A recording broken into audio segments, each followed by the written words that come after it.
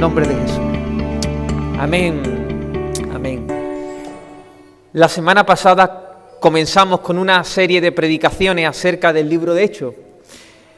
El libro de Hechos es el segundo libro escrito por Lucas, así que es una continuación del primer tomo. Y tanto el primero como el segundo libro está dirigido a un hombre llamado Teófilo. Era un hombre de clase social media alta, convertido al cristianismo o persuadido a convertirse.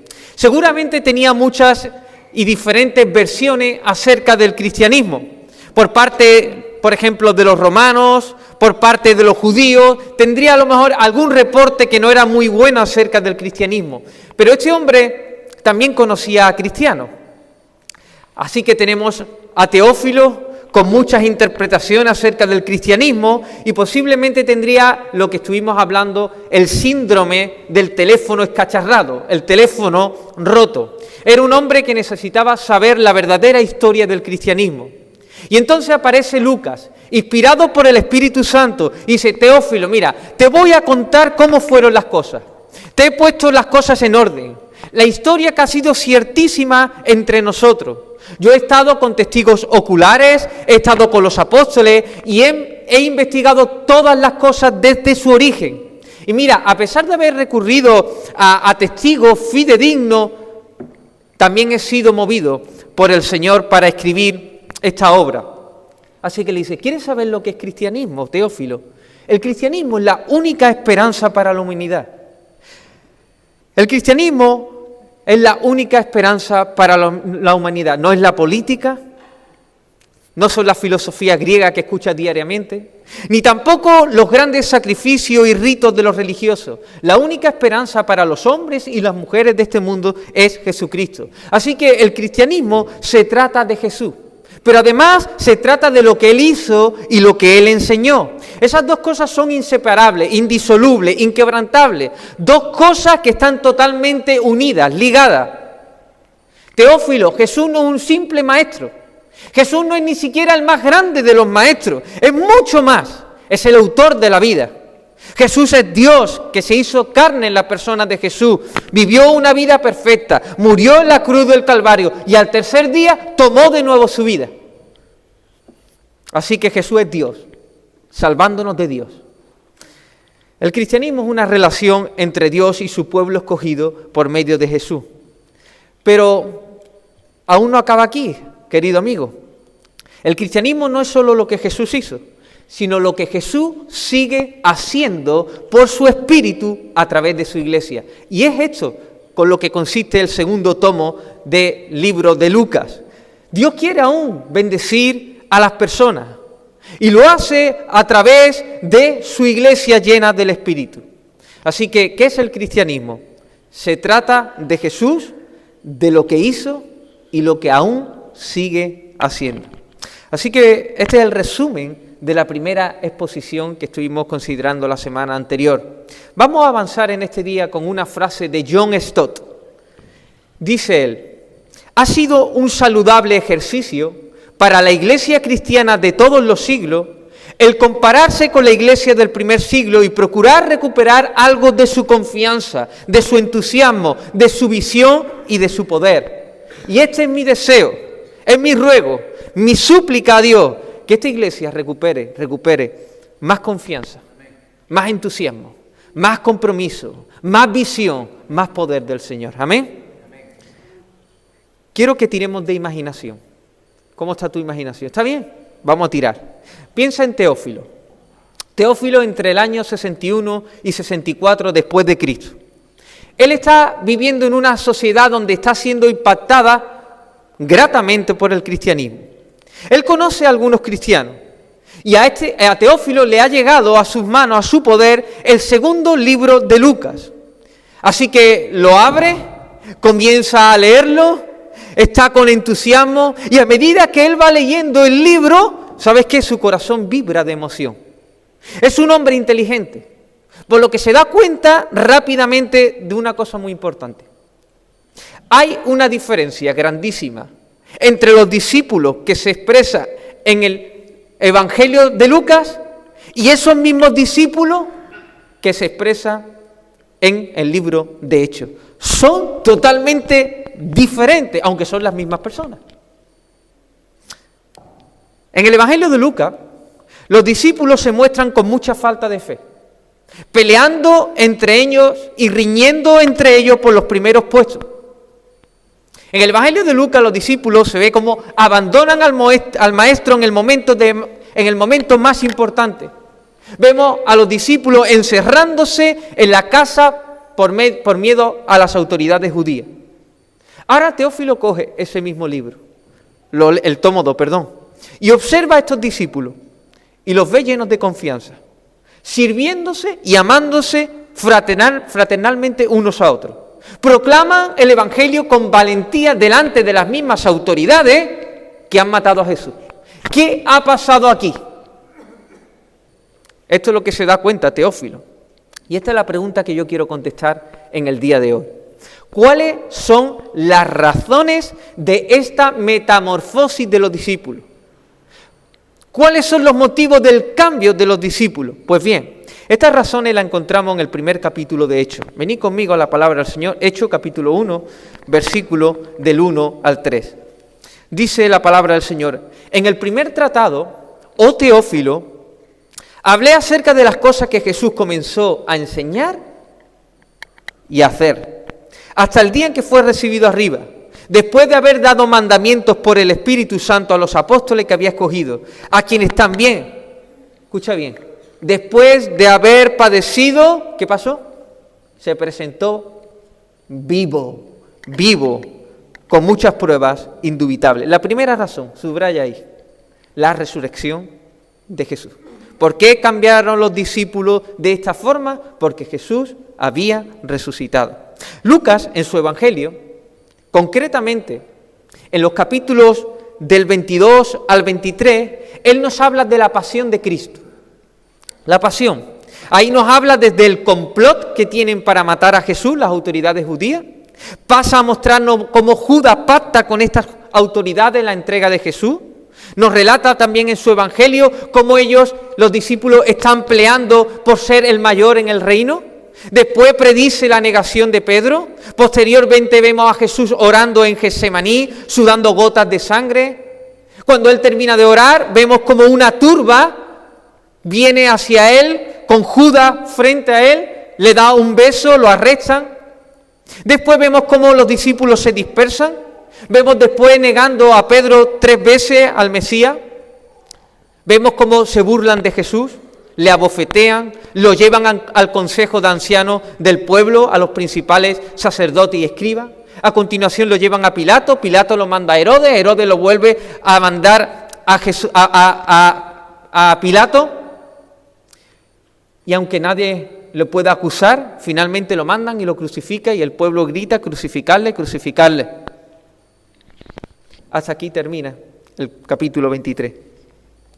Aunque la muerte de Jesús estaba profetizada en las Escrituras y Cristo lo anunciara una y otra vez, los discípulos no entendieron. Estaban velados, no percibían nada.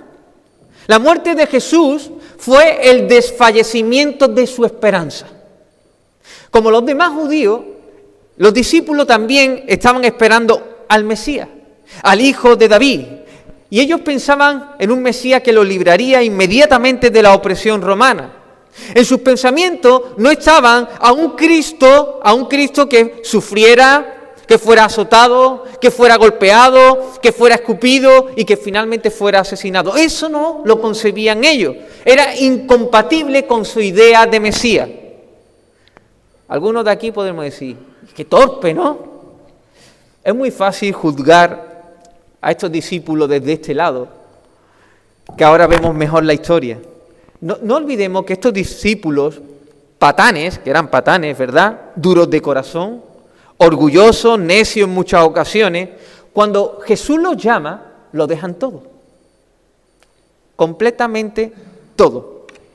Cuando llama Jesús a Pedro y Andrés nos dijeron: mira, espérate, vamos a recoger la pesca, vamos a hacer el negocio que tenemos que hacer y después te seguimos. No, dice que al instante que Jesús los llama, ellos dejaron todo, absolutamente todo, dejaron la red, lo dejaron todo y siguieron a Jesús.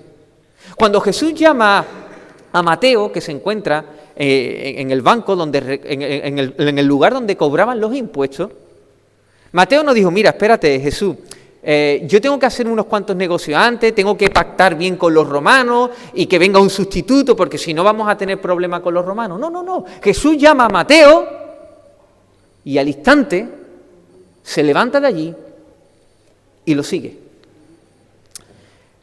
Estos discípulos lo habían dejado todo por seguir al Rey, por seguir a Jesús. Toda su confianza y toda su esperanza estaba en Jesús. Dependían de Él en cada una de las áreas de su vida. Y ahora nos podemos preguntar, entonces, ¿por qué desfallecieron tras la muerte de Jesús? El problema era que esta confianza y esta esperanza era una confianza y una esperanza puramente terrenal. Ellos tenían a un Jesús, pero a su forma. Y confiaron y esperaron en un Jesús a la forma de ellos.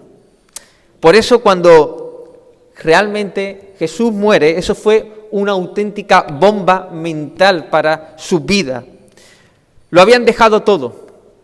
Reconocieron a Jesús como Mesías, pero ahora muere en un madero. ¿Y qué dice la ley? La ley decía, maldito es el que es colgado en un madero. Así que no es de extrañar que estos discípulos, cuando Jesús murió, se encerraran por miedo a las autoridades judías que habían entregado al mismo Jesús. Viktor Frankl fue un prisionero en los campos de concentración nazi. Él experimentó junto a muchos las constantes humillaciones, el hambre y la amenaza siempre inminente de morir, morir ejecutado. Algunos sencillamente, él comprobó que y experimentó que algunos sencillamente habían perdido totalmente la esperanza. Así que el día que se tenían que levantar para hacer esos trabajos duros no se levantaban y finalmente lo ejecutaban. ¿Qué es lo que hizo que él pudiera seguir adelante?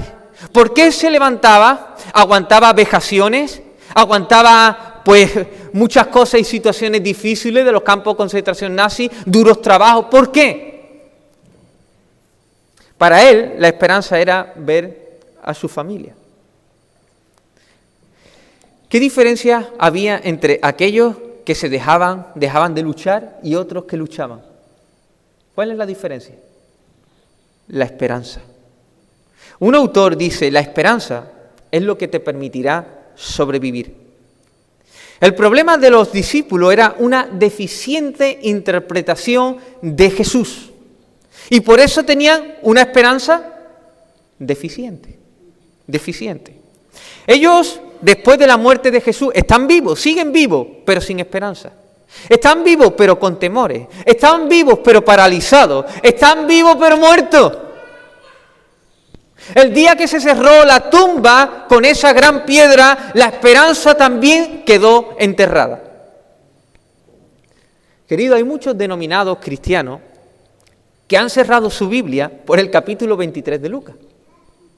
Viven un cristianismo de un Jesús que murió. Se juntan con otros que piensan como ellos una semana al año, representan la pasión de Cristo, sale una figura, les hablan a un trozo de madera, lagrimean, hacen un par de penitencias, se recoge el escenario y luego dice, ¿sabe qué dicen? Comamos y bebamos, que mañana moriremos. Esta es la vida del hombre. Sin embargo, también existen muchos cristianos, los cuales decimos a boca llena, Jesús ha resucitado y vivimos encerrados. Llenos de temores, sale Goliat al frente y temblamos. Siempre con miedo a sufrir pérdidas terrenales. El hombre pone la norma y nosotros preferimos agradar al hombre antes que a Dios.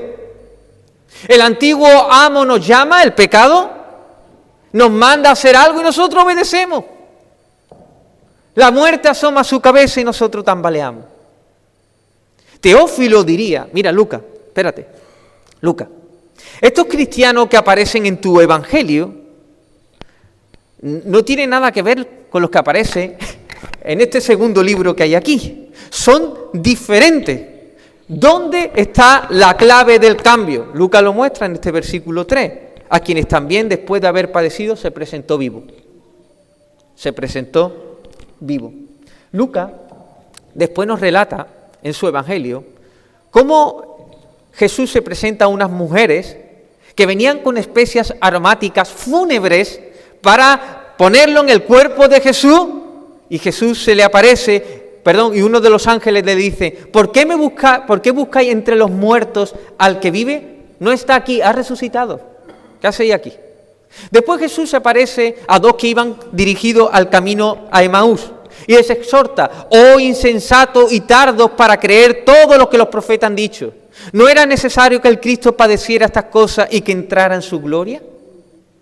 Luego después Jesús aparece en aquella casa y dice: paz a vosotros, a los discípulos. Y se le aparece. Y claro, imagínate para ellos, ver a Jesús allí. ¿Sabe qué pensaban ellos? Que era un fantasma. Entonces Jesús sabe lo que están pensando. Y dice: mira, que un fantasma no tiene carne ni hueso como yo. Y entonces ¿sabe qué hace Jesús? Para que se den cuenta que es Jesús resucitado, literalmente, con cuerpo, come, bebe con ellos. A Tomás le dice: tócame.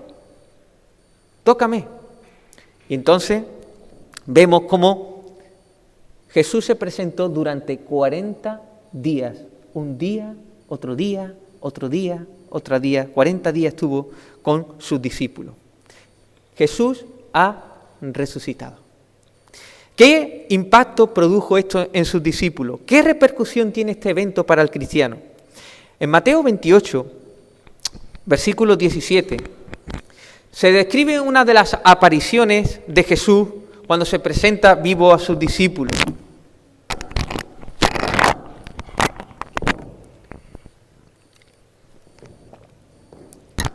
Mateo 28, versículo 17, dice: y cuando le vieron, ¿qué repercusión tiene? Jesús resucitado. Lo ven, ¿y qué hacen ellos? Y cuando le vieron, le adoraron. Se presenta a Tomás. Tomás toca el costado de Jesús con su dedo, y entonces automáticamente él dice: Señor mío y Dios mío. La resurrección manifiesta que Jesús es Dios. La resurrección manifiesta el inmenso poder de Dios. Jesús muere y ¿sabes qué hace? Y vuelve a tomar su vida. La resurrección nos dice que Él es el único digno de adoración. Y esto es lo que entendieron bien los discípulos. Ahora Teófilo también diría: espérate, yo veo algo más. Yo veo que la fe de estos discípulos, de hecho, es una fe sólida. Ellos confían no en una religión vacía, sino solamente en Jesús. Fíjate, yo veo y leo y veo que ellos predican en el nombre de Jesús, no en el nombre de una religión, en el nombre de una secta, en el nombre de Jesús de Nazaret. Sanan en el nombre de Jesús. Oran en el nombre de Jesús. Así que solamente confían en Jesús. ¿Sabe qué? Que la resurrección garantiza para los cristianos una fe auténtica. Auténtica. Es el único ser digno de confianza que jamás fallará porque ha resucitado. Y ahí se cumple todo. Lo que dijo y lo que aún se tiene que cumplir. La resurrección es el punto que hace que nosotros podamos ver que Jesús es Jesús. Que Jesús es Dios. Y entonces nuestra fe puede estar sólida, es auténtica. Otra cosa, Lucas. Esta gente que yo veo en el libro son diferentes. Piensan de manera diferente a como pensaban en los evangelios, en tu evangelio. Actúan de manera diferente, desean de manera diferente. Claro que sí, Teófilo. Cristo murió y cuando Él murió, nosotros morimos juntamente con Él. Nuestro viejo hombre queda allí sepultado y Cristo resucitó de manera que ahora nosotros en Cristo tenemos nueva vida. ¿Lo entiendes, Teófilo? Estas personas son nuevas, con nuevos deseos, con nuevos pensamientos. El corazón de piedra ha cambiado en un corazón de carne y ahora sí, aman a Jesús como lo tienen que amar. ¿Te das cuenta? La resurrección además nos otorga perdón de pecados. Por eso Cristo se pone allí delante de ellos y dice: paz a vosotros. Esta es la paz que necesita el mundo. ¿Por qué? Porque la guerra realmente que hay es la guerra que hay entre Dios y el hombre. Ese es el gran problema del ser humano. Pero Jesús allí automáticamente dice, paz a vosotros, hay reconciliación, ya sois aceptos en el amado, sois hijos de Dios. Querido, la resurrección es tan importante porque nos dice que Dios es digno de adoración, Jesús es digno de adoración. Tenemos una fe auténtica, tenemos perdón de pecado, tenemos paz con Dios, tenemos nueva vida en Cristo, la muerte no tiene potestad contra nosotros, nosotros resucitaremos juntamente con Él. Pero ahora Teófilo tiene otra pregunta. Espérate, ¿y la esperanza qué? ¿Y la esperanza qué? Yo veo aquí en el libro, de hecho, que esta gente no tiene una esperanza para sobrevivir. No. Esta gente no parece sobrevivir. Esta gente vive. Porque en Cristo tenemos esperanza viva. Viva. ¿Sabéis que la esperanza en la Biblia? La esperanza en la Biblia no es, a lo mejor tengo la esperanza de que me toque la lotería. Eso no es esperanza. Eso puede que sí o puede que no. Pero la esperanza que nos da Dios es ciertísimamente sí y amén en Cristo. O sea que sí. ¿Lo entiendes? Esta es la esperanza y por eso vivían ellos como vivían. Amados hermanos, la resurrección de Jesucristo es el evento crucial para nuestra fe. Explica el cambio que sufrieron, o en parte el cambio que sufrieron estos cristianos del primer siglo. En Lucas eran de una forma, en Hechos eran de otra completamente diferente. Así que es inteligente por parte de nosotros meditar constantemente en las implicaciones que tiene la resurrección de Jesús para nosotros. Necesitamos ahondar, necesitamos meternos ahí. ¿Qué repercusión tiene que Jesús ha resucitado? Porque eso hará que tu vida y mi vida cambie y sea transformada. Y nos parezcamos mucho más a los cristianos de la iglesia primitiva. Amén. Así que vamos por el segundo punto. Otra de las razones. Vamos a leer Hechos 1, versículo 3 en adelante. Hechos 1, versículo 3. Vamos a ver la segunda razón. Dice, a quienes también, después de haber padecido, se presentó vivo con muchas pruebas indubitables, apareciéndoseles durante ¿cuánto? ¿Lo tenéis? No me cerréis la Biblia, seguir ahí. Seguir ahí. Perdón.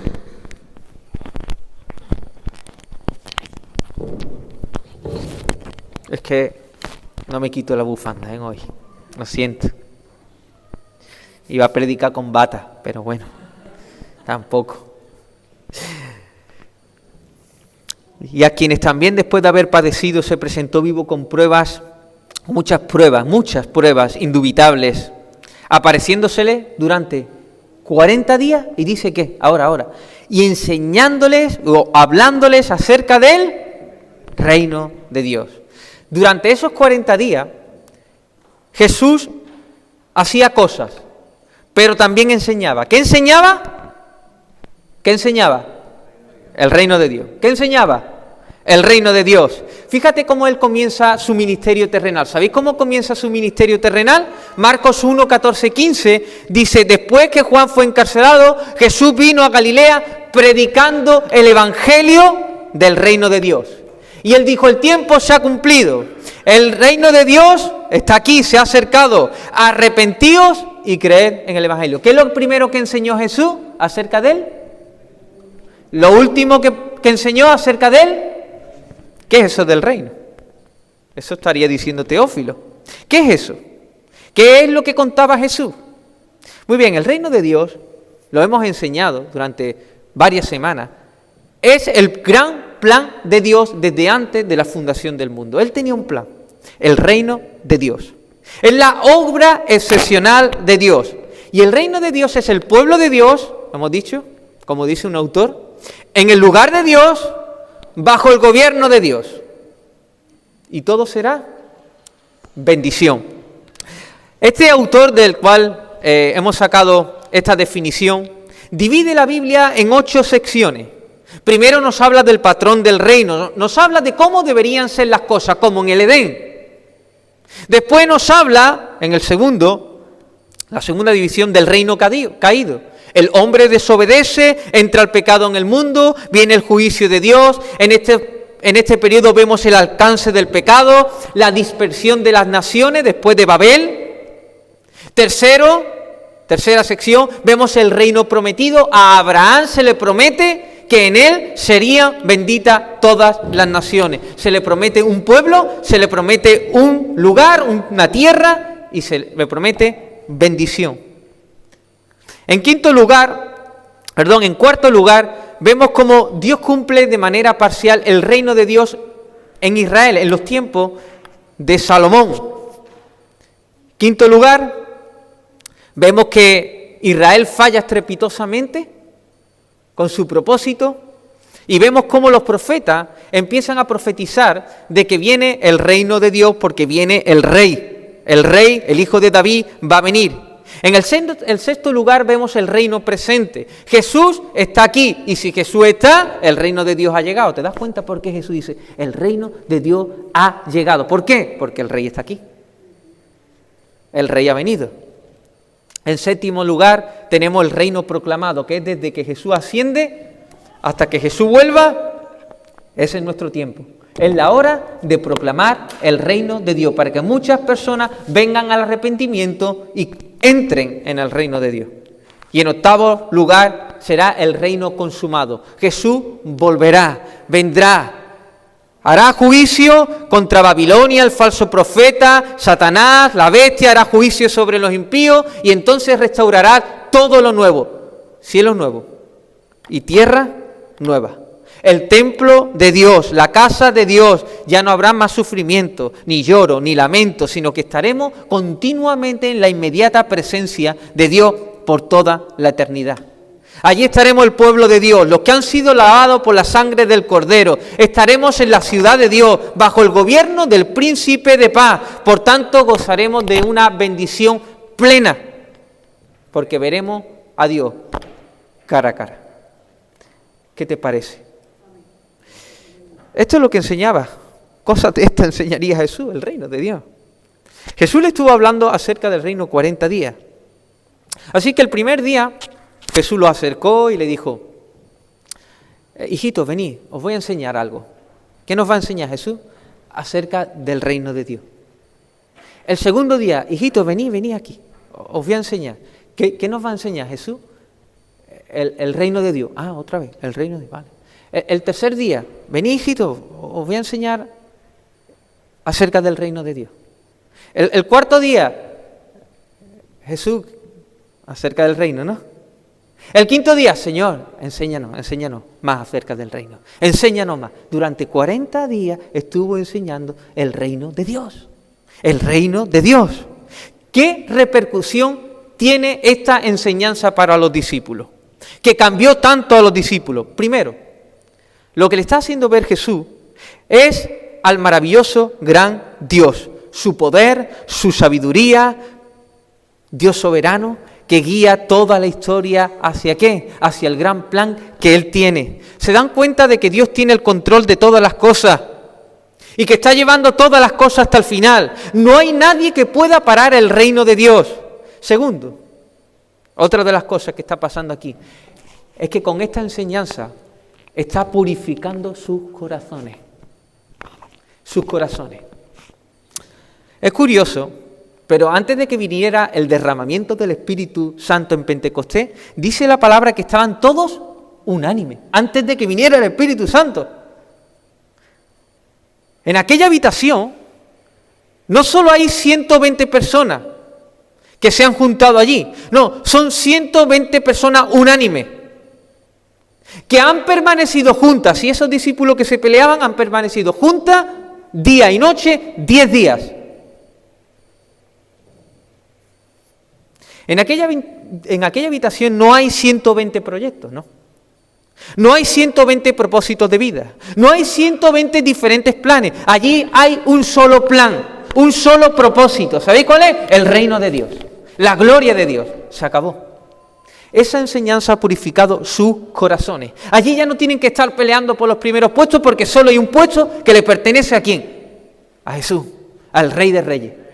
Esa enseñanza purifica sus corazones del egoísmo, de la vanidad, de tener cada uno su propia parcela, su propio reino, sus propias cosas. Esa enseñanza purifica los corazones de estos discípulos.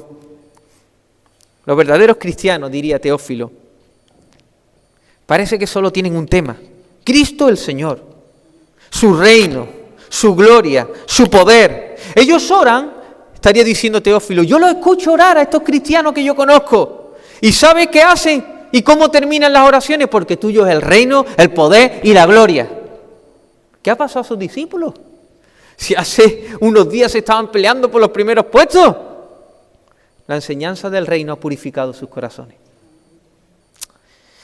Mi hermano, mientras ellos escuchan por boca de Jesús el reino de Dios, se dan cuenta de que es una auténtica pérdida de tiempo vivir para el propio plan de uno mismo.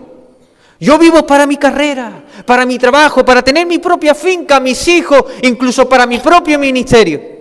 No, los discípulos perciben que vivir para otros propósitos que no estén relacionados con el reino de Dios se queda siempre corto, es un desperdicio de vida. Ellos entienden que realmente el reino de Dios le da verdadero significado y verdadero propósito, y que deben insertar sus pequeñas vidas en el gran plan de Dios, para que su vida tenga sentido. Hermano, nuestras vidas son muy pequeñas a la luz de la eternidad, o a la luz del gran plan de Dios de la historia. Dios está llevando y está trazando, y ahí, en esa cadena, estamos nosotros. Pero si tú no insertas tu vida en el gran plan de Dios, tu vida, ¿sabes qué? Quedará desperdiciada, porque solo un reino quedará en pie. Todas las cosas serán conmovidas, todas las cosas serán removidas, y todo lo que haya hecho en Cristo, nada más, lo que haya hecho en Cristo, eso nada más que quedará. ¿Queremos seguir viviendo para otras cosas? Sigue. Pérdida de tiempo. Inserta tu vida en el gran plan de Dios. Eso es lo que cambió a los discípulos. Eso es lo que cambió a los discípulos. Ellos tenían una tarea que era ser testigos en Jerusalén, en toda Judea y en Samaria, hasta lo último de la tierra. ¿Cuál es nuestra tarea? La misma. Ir y hacer discípulos a todas las naciones, bautizándolos en el nombre del Padre, del Hijo y del Espíritu Santo, enseñándoles que guarden todas las cosas que Cristo ha mandado. Amado hermano, el reino de Dios purificó los corazones de estos discípulos y necesita que esa misma enseñanza sea purificada, sea para nosotros también de purificación, para que dejemos de ver la vida como si fuera para nosotros. Es para Él y vivimos para Él. Amén. Así que olvídate de ti mismo. Renuncia a tu propósito egoísta y terrenal. Mira, tendrás una eternidad para hacer millones de cosas que tú no has podido hacer aquí. Así que no te preocupes. Haz lo que tú tienes que hacer. Y allí en la eternidad tendrás muchas cosas que hacer. Pero no desperdicie tu vida. Amén. Así que hasta el momento hemos visto dos razones por las cuales ellos recibieron una gran transformación: resurrección de Jesús y enseñanza acerca del reino. Pero falta algo más. Versículo 4, versículo 5.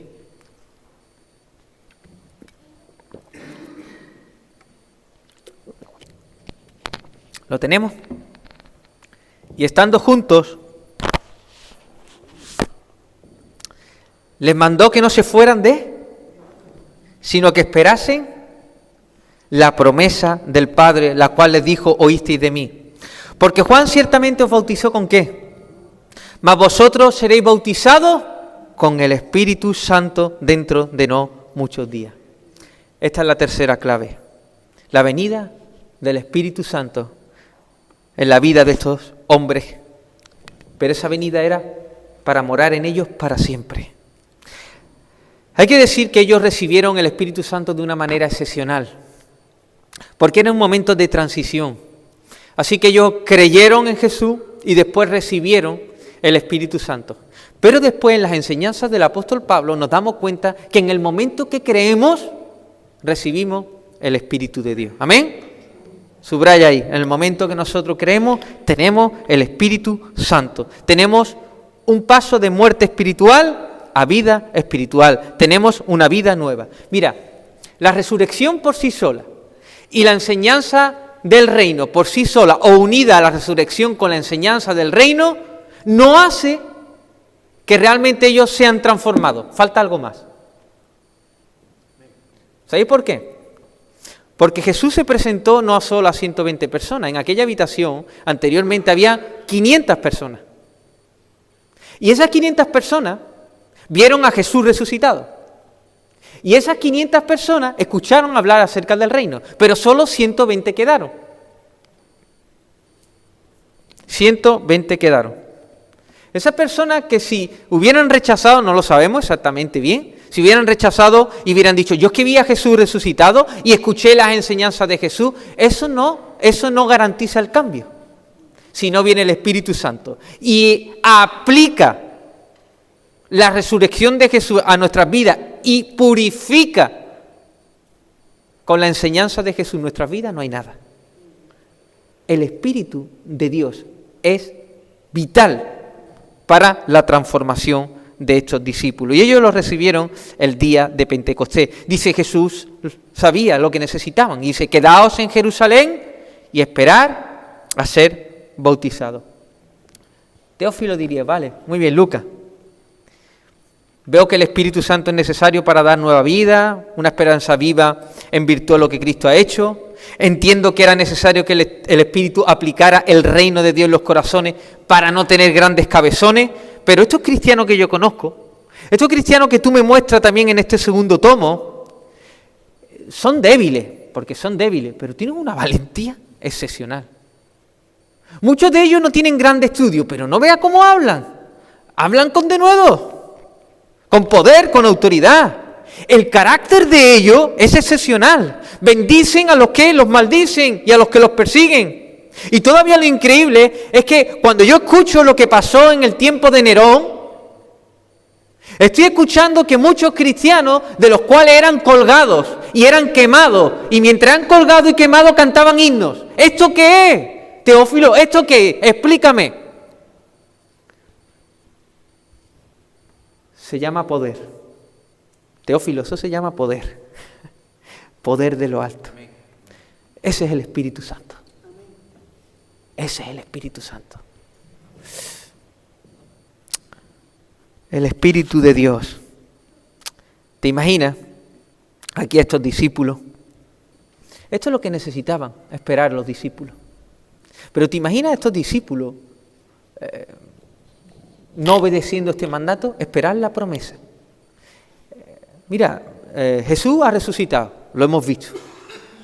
Jesús nos ha enseñado acerca del reino, nos ha dicho que vayamos a todas las naciones a proclamar el Evangelio. Así que reunámonos, hay que cumplir la misión ya. Mira, a ver, vamos a organizarnos. Porque de Jerusalén hasta los confines de toda la tierra hay que hacerlo bien rápido. Así que, venga, Andrés, tú te encargas de las zonas de Judea. Natanael, mira, ¿tú por qué no vas a Nazaret? Sí, allí aquel lugar que tú decías que no salía nada bueno. A ti te lo encargo. Y a Juan y a su hermano lo vamos a mandar a Samaria. Aquellos sitios que nos gusta mucho. Venga, cada uno nos repartimos la tierra y venga, vamos a predicar el Evangelio porque Jesús nos ha dicho que salgamos. Jesús le hubiera dicho, espera, ¿dónde vais? ¿Dónde vais? Esta tarea no se hace de esta forma. Os ordeno que os esperéis en Jerusalén hasta que venga el Espíritu Santo. Que no estáis preparados, que no estáis capacitados. Ahora mismo estáis entusiasmados, pero la emoción se evapora, se disipa. Entonces, ¿qué hacemos? Hay cristianos en este tiempo que aconsejarían a los discípulos del primer siglo, mira, lo que tenéis que hacer para cumplir la tarea y ganar muchas almas es estudiar bien las técnicas de marketing. Unas técnicas de marketing son muy apropiadas para llevar a cabo la tarea de la multiplicación de creyentes. Otros dirían, no, esperad en Jerusalén, pero pensad un poco. vais a tratar con personas de toda clase, judíos más ortodoxos, pasando por los grandes sabios griegos, os vais a relacionar con paganos, así que necesitáis estudiar técnicas de psicoterapias modernas para resolver todos los problemas. Los más espirituales dirían, escuchadme, lo que ustedes necesitáis para llevar a cabo la misión de la Iglesia es tener un profundo conocimiento acerca de la Escritura, una precisión bien grande, hasta que no sepáis bien toda la Escritura, hasta que ustedes no tengáis una buena, sana doctrina y que preciséis todo, no podéis hacer esta tarea. Hay que llenar la mente, primeramente. Técnica de marketing, terapias de la psicología, puro intelectualismo teológico. Jesús se enfadaría. Está bien, hay que aprender acerca de la palabra. Cuanto más profundo, más precisión, estupendo. Pero ¿es eso lo que necesitas? Simplemente eso. Esperad y recibiréis poder. Poder. Dunamis. En griego, dinamita.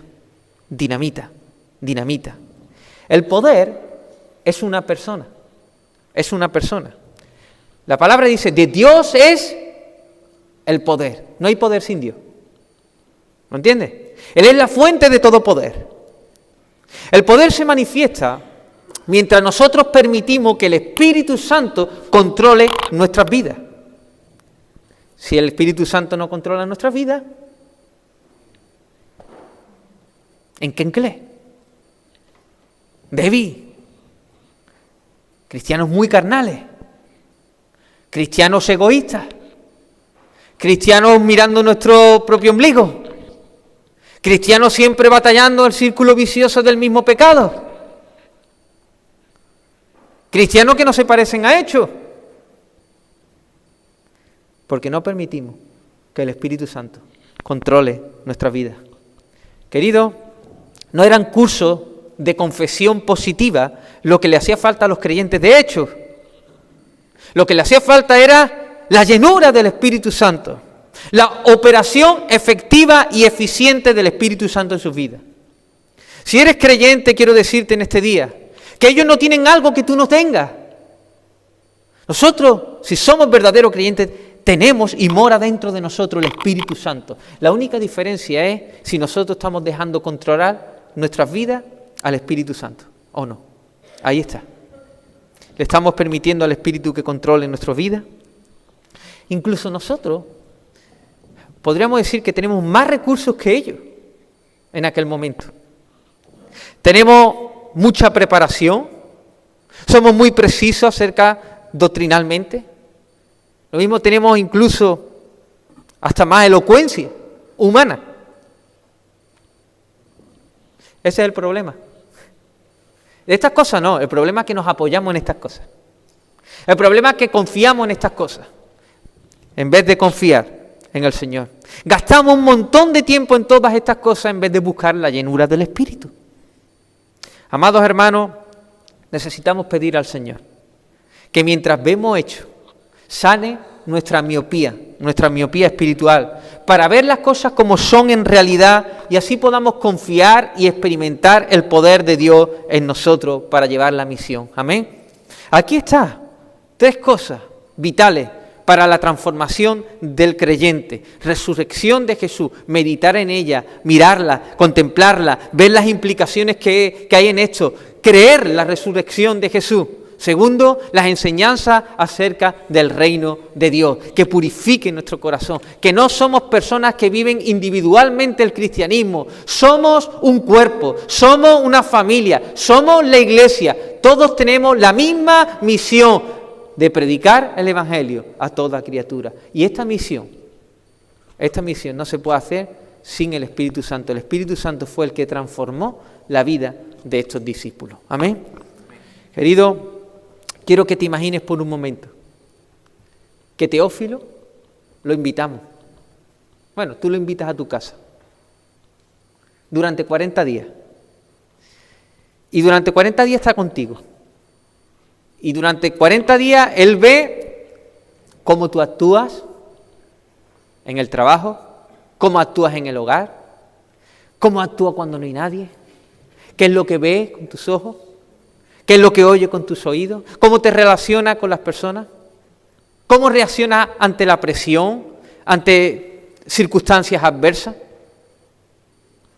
Incluso él tiene un discernimiento tan fuerte, este Teófilo, que se da cuenta lo que tú amas de corazón, dónde tú gastas más energía, dónde gastas más tiempo, dónde están tus soliloquios, dónde están tus pensamientos. Él se ha dado cuenta cuál es tu tesoro supremo. ¿Qué diría Teófilo de ti? Él ha leído el Evangelio de Lucas y el Evangelio de Hechos. ¿A qué te pareces más? ¿Al Evangelio de Lucas? ¿A los discípulos del Evangelio de Lucas? ¿O a los discípulos del Evangelio de Hechos? ¿Qué diría Teófilo de ti? Llegado hasta aquí, a lo mejor estás desanimado,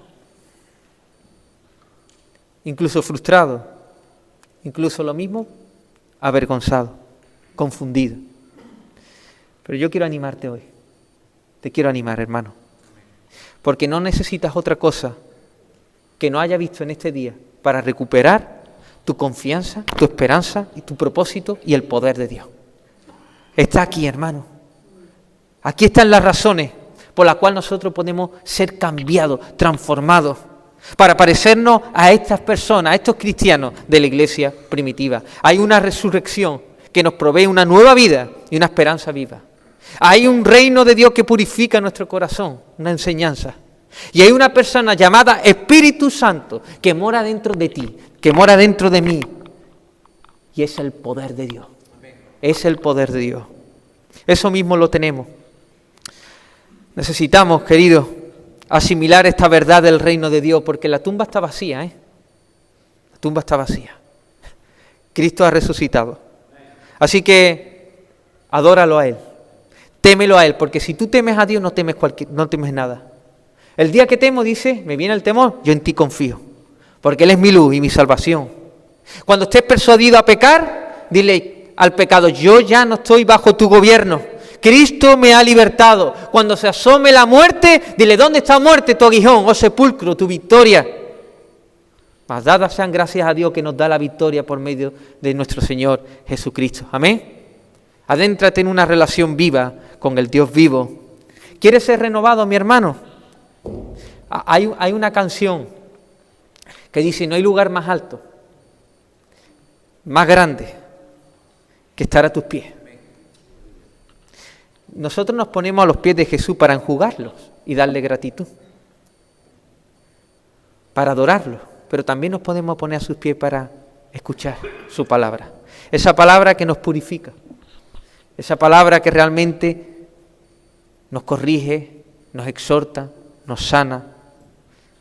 Así que lee la palabra, hermano, tómala diariamente, ve allí a Dios, su precioso plan, su precioso atributo.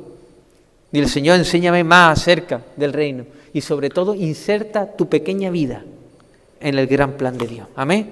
Entonces tendrás una vida de sentido y propósito. Y por último, hermano, ¿necesitas poder? ¿Cómo está tu carácter?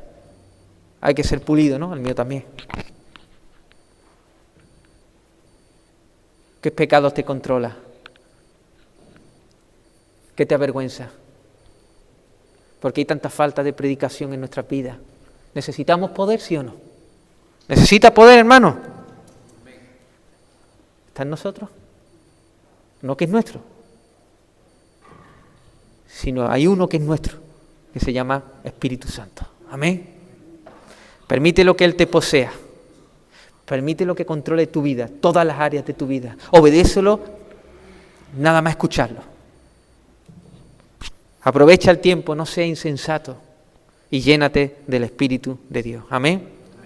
Terminamos con Efesios 3, 20, 21. Y aquel que es poderoso para hacer todas las cosas mucho más abundantes de lo que pedimos o entendemos, según el poder que actúa en nosotros, a Él sea gloria en la Iglesia, en Cristo Jesús, por todas las edades, por los siglos de los siglos. Amén. Amén, Señor. Te alabamos y te adoramos.